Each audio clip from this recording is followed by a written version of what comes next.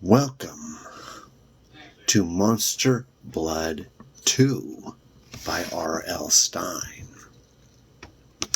I was reading One Evil Summer, but I'm on the wait list. So, today we will be reading One Evil's Monster Blood number 2 by R.L. Stine. This is chapter 1. Evan Ross barked into the corner of the den. He stared at his dog Tigger.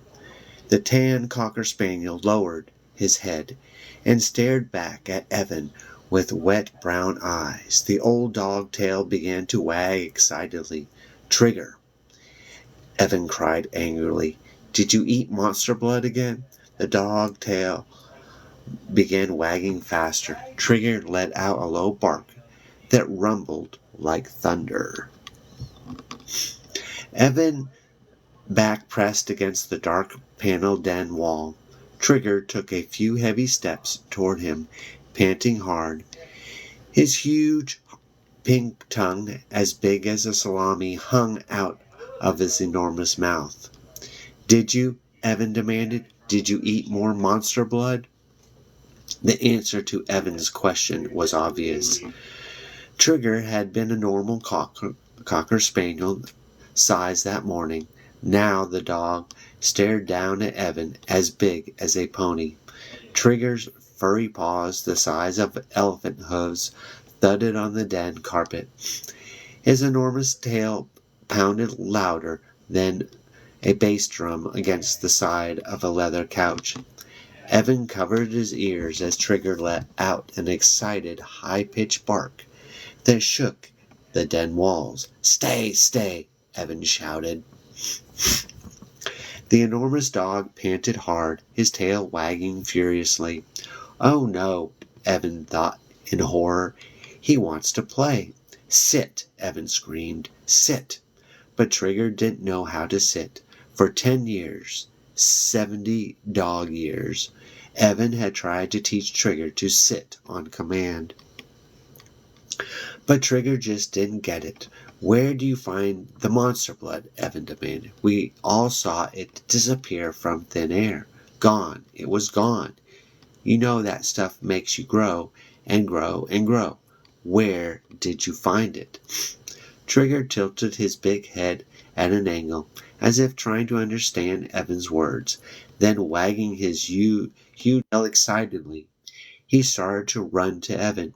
"No," Evan thought, "he's going to jump on me. He's going to jump. If he jumps, he'll crush me."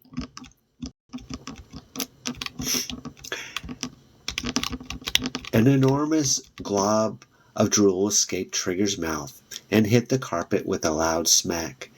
"Sit!" Evan cried, his voice choked with panic. "Sit, boy, sit!" Trigger hesitated, staring down at Evan. To Evan's horror, the dog was growing even bigger.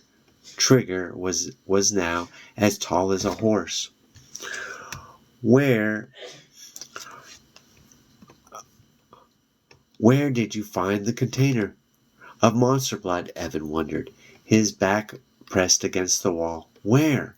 The dog's brown eyes gaped at Evan like shimmering dark pools. Trigger uttered another deafening bark that shook the whole house. "Yuck!" Evan cried, squeezing his nose with 2 fingers. The dog's breath rushed at him like a strong wind, and it smelled as sour as a dead mouse. "Back! Get back, Trigger!" Evan pleaded. But Trigger had never learned that command either. Without warning, the giant dog leaped at Evan. "Down! Down!" Evan shrieked. Trigger's mouth gaped open. The dog's huge tongue licked the side of Evan's face. The tongue felt scratchy and hot. Evan's carrot-colored hair was matted down with sticky dog saliva. "No, please!" Evan screamed. "I'm only 12. I'm too young to die."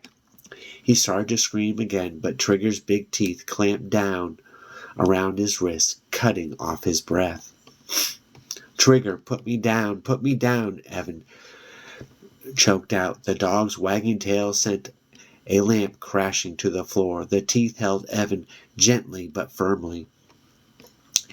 He felt himself being lifted off the floor.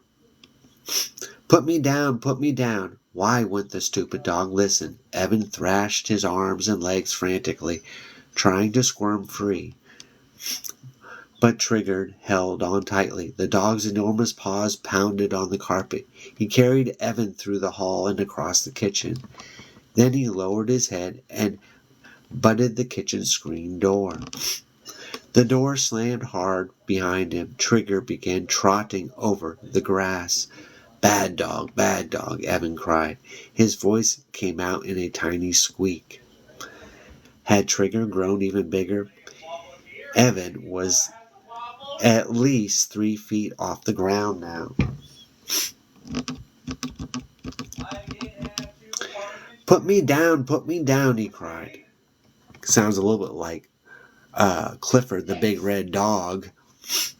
Evan watched the green grass and backyard bounce beneath him. Trigger was panting as he walked.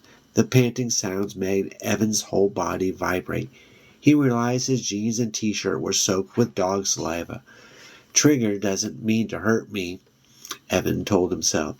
He's just being playful. Thank goodness he's such an old dog. His teeth aren't very sharp. The dog stopped at the edge of the flower garden in the backyard. He lowered Evan nearly to the ground, but didn't let go. His paws began to churn up the soft dirt. Let me down, Evan shrieked. Trigger, listen to me.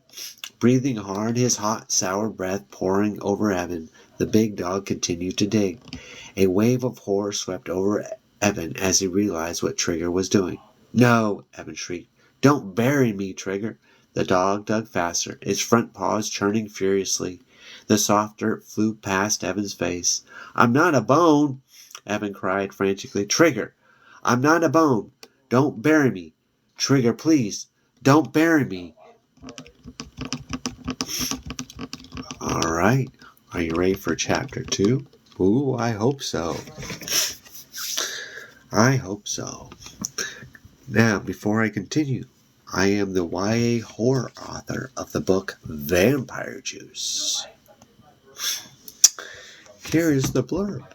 Amanda and Sean stumble upon a mysterious can of juice while searching for Halloween costumes at a local store. Despite being kicked out by the sales clerk, they become obsessed with uncovering the truth behind the strange drink. With the help from some local bullies, they sneak back into the store through a crypt in the graveyard, only to find themselves in the midst of a spine-chilling adventure. That is Vampire Juice by Ruben Shute. My link is in the bio. Don't bury me. Please don't bury me, Evan murmured. He heard laughter. He raised his head and glanced around and realized that he wasn't home in his backyard. He was sitting in his assigned seat in the third row near the window in Mr. Murphy's science class. Oh my. I remember falling asleep in non-science, but math. And Mr. Murphy was standing right at Evan's side, his enormous round body blocking the sunlight from the window. Earth calling Evan, Mr. Murphy called, cupping his chubby pink hands over his mouth to make a megaphone. The kids all laughed. Evan could feel his face growing hot. Sorry, he stammered. You seem to have been somewhere in Daydreamland, Mr. Murphy said, his tiny black eyes twinkling merrily. Yes, Evan replied solemnly. I was dreaming about Monster Blood. I can't stop thinking about it. Ever since his frightening adventure that's the past summer with the green sticky stuff, Evan had been dreaming and daydreaming about it. Evan, please, Mr. Murphy said softly. He shook his round pink head and made a tisk-tisk sound. Monster Blood is real, Evan blurted out angrily. The kids laughed again. Mr. Murphy's expression grew stern. His tiny eyes looked onto Evans. Evan, I'm a science teacher. You don't expect a science teacher to believe that you found a can of sticky green gunk in a toy store and makes things grow and grow. Yes, I do, Evan insisted. Maybe a science fiction teacher would believe it, Mr. Murphy replied, grinning at his own joke. Not a science teacher. Well, you're dumb, Evan cried. He didn't mean to say it. He knew immediately that he had just made a major mistake. Uh-oh, maybe the principal's office? He heard gasps all around the big classroom. Mr. Murphy's pink face darkened until it looked like a red balloon. But he didn't lose his temper. He clasped his chubby hands over his stomach of his green sport shirt. And Evan could see him silently counting to 10. Evan, you're a new student here, isn't that right? He asked finally, his face slowly returning to its normal pink color. Yes, Evan replied, his voice just above a whisper. My family just moved to Atlanta this fall. Well, perhaps you're not familiar with the ways things work here. Perhaps at your old school the teachers liked it when you called them dumb. Perhaps you called your teachers ugly names all day long. Perhaps. No, sir, Evan interrupted, lowering his head. It just slipped out. Laughter rang through the classroom. Mr. Murphy glared sternly at Evan. His face twisted in an angry frown. Give me a break, Evan thought unhappily. Glancing quickly around the room, Evan saw a sea of grinning faces. I think I'm in trouble again, Evan thought glumly. Why can't I keep my big mouth shut? Mr. Murphy glanced up at the wall clock. School is nearly over. He said, Why don't you do us all a little favor, Evan, to make up for the time you made us waste today? Uh-oh, Evan thought darkly. Here it comes. When the bell rings, go put your books away in your locker, Mr. Murphy instructed. Then come back here and clean Cuddles' cage. Evan groaned. Who's Cuddles? His eyes darted to the hamster cage against the wall. Cuddles was scratching around in the wood shavings on the cage floor. Not the hamster, Evan thought unhappily. Evan hated Cuddles, and Mr. Murphy knew it. This was the third time Mr. Murphy had made Evan stay after school and clean out the gross, disgusting cage.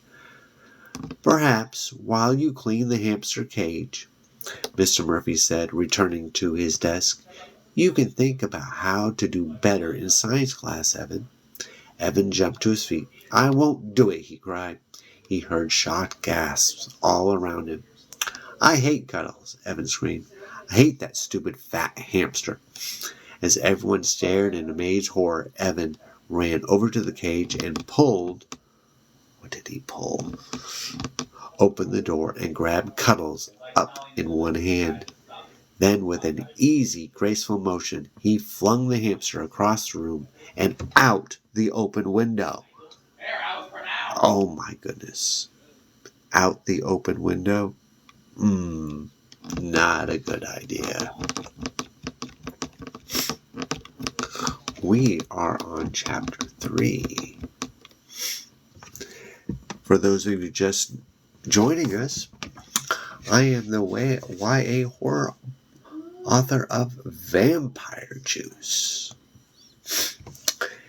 And here is a Amazon review that I thought I would share.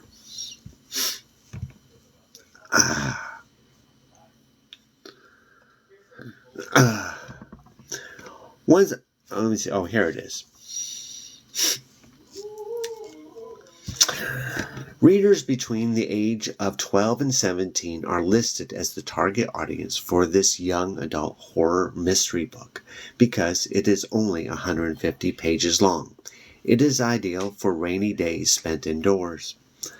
Amanda and Sean are in a small shop looking for Halloween costumes when they discover where When they discover a strange can of juice. The seller kicks them out, but their need to learn more about the peculiar beverage drives them bonkers. They sneak back into the establishment through a burial crypt only to find themselves in the middle of a terrifying adventure. Instead of the staid audience, I believe that it is better suitable for children aged 9 to 13. It is written in basic terms that are straightforward to read, follow, and comprehend. The style is simple and not very sophisticated, and I believe older teens may be bored.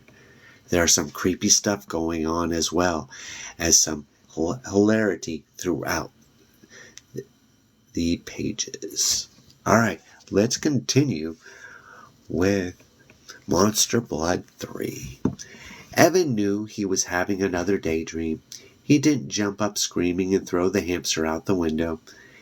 He only thought about it. Everyone thinks about doing crazy, wild things once in a while. But Evan would never do anything that crazy. Instead, he said, "Okay, Mr. Murphy." Then he sat quietly in his seat and staring out the window at the puffy white clouds and the bright blue sky. He could see his own reflection staring back at him in the glass. His curly carrot-colored hair looked darker in the reflection. So did the freckles that dotted his cheeks. His expression was mournful. He hated being made fun of in front of the entire class. Why am I always getting myself into trouble? He wondered. Why can't Mr. Murphy ever give me a break? Didn't the teacher realize how hard it was to be the new kid in school? How am I supposed to make new friends if Murphy is always making me look like a total jerk in class? Bad enough that no one believed him about the monster blood. Evan had eagerly told the kids in his new school about it, how he had stayed with his great aunt the past summer, how he and a girl he met named Andy had found the blue container of monster blood in a creepy old toy store, how the green yucky monster blood had started to grow and grow, how it bubbled out of its container, outgrown a bucket, outgrown a bathtub, that just kept growing and growing as if it were alive. And Evan had told kids how Trigger had eaten just a little of the monster blood and grown nearly as big as a house. It was such a frightening, amazing story. Evan was sure his new friends would find it really cool, but instead they just thought he was weird. No one believed him. They laughed at him and told him he had a sick imagination. Evan became known around his new school as the kid who made up stupid stories. If only I could prove to them that the story is true, Evan often thought sadly. If only I could show them the monster blood.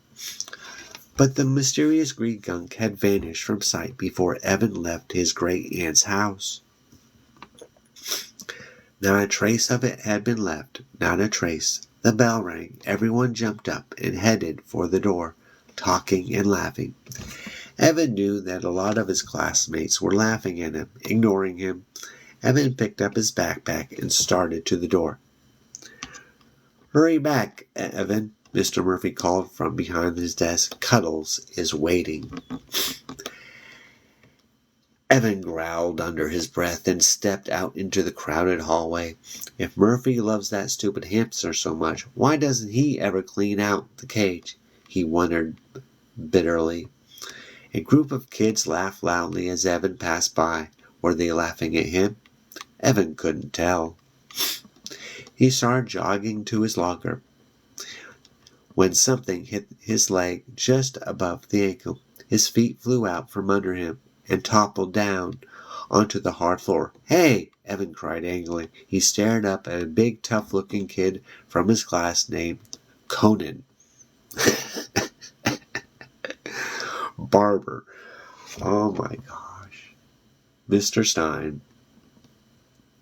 You see the reference? All the kids called him Conan the Barbarian, for good reason. Conan was 12, but he looked about 20 years older. He was taller and wider and stronger and meaner than any kid in the school. He wasn't a bad-looking guy, even grudgingly admitted. He had wavy blonde hair, blue eyes, and a handsome face. He was very athletic looking and played all the sports at school. He was an okay guy, Evan thought wistfully, except he had one very bad habit. Conan loved to live up to his nickname. He loved being Conan the Barbarian. He loved strutting around, pounding kids who weren't his size, which included everyone. Evan had not hit it off with Conan. He met Conan on the playground a few weeks after moving to Atlanta. Eager to make a good impression, Evan told him the whole Monster Blood story. Conan didn't like the story. He stared back at Evan with his cold blue eyes. For a long, long time, then his expression hardened, and he murmured through clenched teeth, "We don't like wise guys down here in Atlanta." He gave Evan a pretty good pounding that day. Evan had tried to stay away from Conan ever since, but it wasn't easy. Now he gazed up at Conan from his position on the floor. "Hey, why'd you trip me?" Evan demanded shrilly. Conan grinned down at him and shrugged. "It was an accident." Evan tried to decide whether it was safer to stand up or stay down on the floor. "If I stand up, he'll punch me," he thought. "If I stay down here, he'll step on me." Tough choice.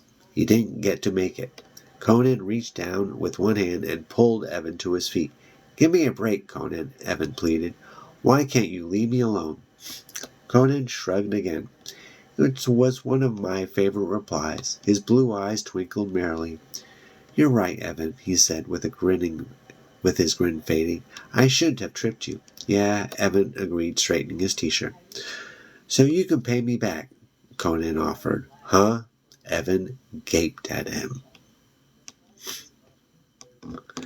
Conan stuck out his massive chest. "Go ahead. Hit me in the stomach. I'll let you." "Whoa, no way," Evan replied, trying to back up. He stumbled into a group of kids. "Go ahead," Conan urged, following after him. "Hit me in the stomach. As hard as you can. It's only fair." Evan studied his expression. "You really mean it?" Conan nodded, tight-lipped. He stuck out his chest. "As hard as you can. Go ahead. I won't hit back. I promise." Evan hesitated. Should he go ahead and do it? "I may never get a chance like this again," he thought. A lot of kids were watching, Evan realized. If I hit him really hard, if I hurt him, if I make him cry out, then maybe kids around here will have a little respect for me. I'll be even Evan the Giant Killer, the guy who pounded Conan the Barbarian. He balled his hand into a tight fist and raised it. "Is that your fist?" Conan cried, laughing. Evan nodded. "Oh, this is going to hurt," Conan cried sarcastically. He made his knees tremble. Everyone laughed. I may surprise him, Evan thought angrily. "Go ahead, as hard as you can," Conan urged. He sucked in a deep breath and held it. Evan pulled his arm back, swung his fist as hard as he could. His fist made a solid thud as it hit Conan's stomach. It felt like hitting a concrete wall. Evan's hand throbbed with pain. "Hey!" A man's voice called angrily. Startled, Evan spun around to see Murphy glaring at him. "No fighting," Mr. Murphy yelled at Evan. The teacher came bouncing up to them and stepped between the two boys. Huffing for breath, he turned to Conan. "Why did Evan hit you?" he demanded. All right. And I have to stop for the day. We are on chapter 4. And I'd like to thank everyone for tuning in. And I will post the full version on YouTube. So thank you very much for watching.